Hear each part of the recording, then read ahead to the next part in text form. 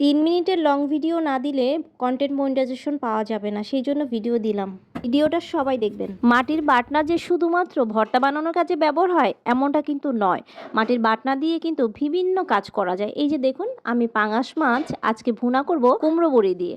আপনারা কেউ কুমড়ো বড়ি দিয়ে পাঙাশ মাছ খেয়েছেন? একবার যদি এই রেসিপিটা দেখেন বারবার খেতে মন চাইবে। আসসালামু আলাইকুম, সবাই কেমন আছেন? তো চলুন আজকে আমি কুমড়ো বড়ি দিয়ে আপনাদেরকে পাঙাশ মাছ ভুনা করে দেখাবো। আপনাদের এলাকায় এগুলোকে কি বলে? আমাদের এলাকায় তো এগুলোকে কুমড়ো বড়ি বলে। আর এগুলো যে এত মজা, এত স্বাদ, খুলনার মানুষ ছাড়া আসলে এগুলোর মজা বোঝা কিন্তু খুবই দায়। অবশ্য যশোর, খুলনা, কুষ্টিয়ার লোকজন কুমড়ো বড়িটা অনেক বেশি পছন্দ করে। প্রথমে পাঙাশ মাছগুলোকে খুব সুন্দর করে সব মশলা দিয়ে মাখিয়ে ভেজে নিলাম।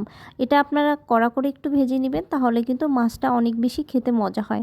আর কতগুলো আলু আমি কেটে নিচ্ছি, আলুগুলো কিন্তু মাছ ভুনার মধ্যে দিয়ে দিব। এই রেসিপিটার জন্য কিন্তু আলু অবশ্যই দিবেন, আলু না দিলে কিন্তু রেসিপিটা পরিপূর্ণ হবে না, সুতরাং আলুটা দেওয়া কিন্তু খুব জরুরি। আসলে মনের মতো রেসিপি হলে ভাত খেয়েও শান্তি আর রান্না করেও শান্তি। তো একটা প্যানে আমি পেঁয়াজ, রসুন, আদা, জিরা সব মশলা দিয়ে কিন্তু সুন্দরভাবে মশলাটা কষিয়ে নিতে হবে।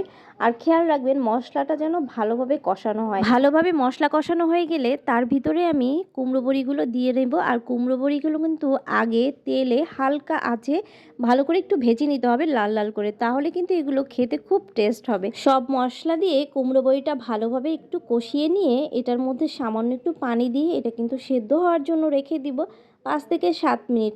ঢাকনা দিয়ে ঢেকে রেখে দিলে দেখবেন কুমড়ো বড়িগুলো আস্তে আস্তে সিদ্ধ হয়ে যাবে। তো যখন কুমড়ো বড়িগুলো সেদ্ধ হয়ে যাওয়ার মতো হয়ে যাবে, এই পর্যায়ে আলু দিয়ে নেব। আমি এখানে 2টো আলু কুচিয়ে রেখেছিলাম, আলুগুলো এর মধ্যে দিয়ে দিলাম। আর আলু দিয়ে আরেকটু ঝোল দিয়ে ঢেকে রাখবো এটা 5 থেকে 7 মিনিটের মধ্যে, যাতে আলুটা সেদ্ধ হয়ে যায় এরকম পর্যায়ে। তো এবার আলুগুলো যখন সেদ্ধ হয়ে যাবে তখন আমি এর ভিতরে ভেজে রাখা পাঙাশ মাছগুলো দিয়ে নেব।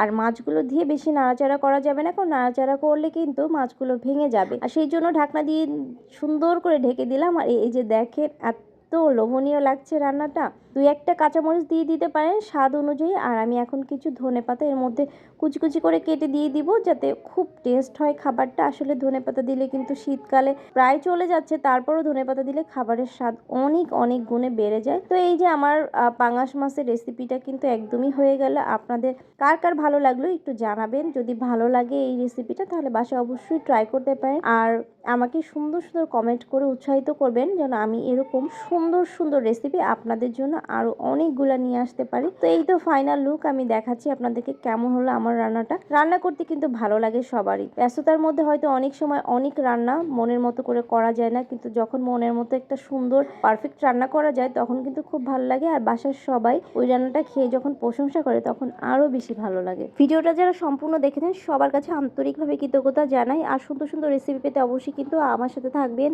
আর লাইক কমেন্ট শেয়ার করবেন। ইনশাল্লাহ আপনাদের বাড়িতেও আমি চলে যাব লাইক কমেন্ট শেয়ার করতে। আর পাশে থাকলে কিন্তু পাশে পাবেন, এটাই হচ্ছে এই ফেসবুকের মূল কথা। আপনারা যদি পাশে থাকেন অবশ্যই আমাকেও পাশে পাবেন। আল্লাহ হাফেজ।